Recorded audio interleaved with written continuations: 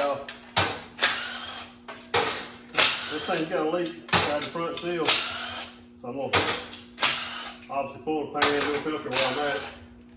Go around, look inside and see, make sure it doesn't need anything, except the leak fixed. So ladies and gentlemen, this is the 350 Turbo Hydromatic transmission.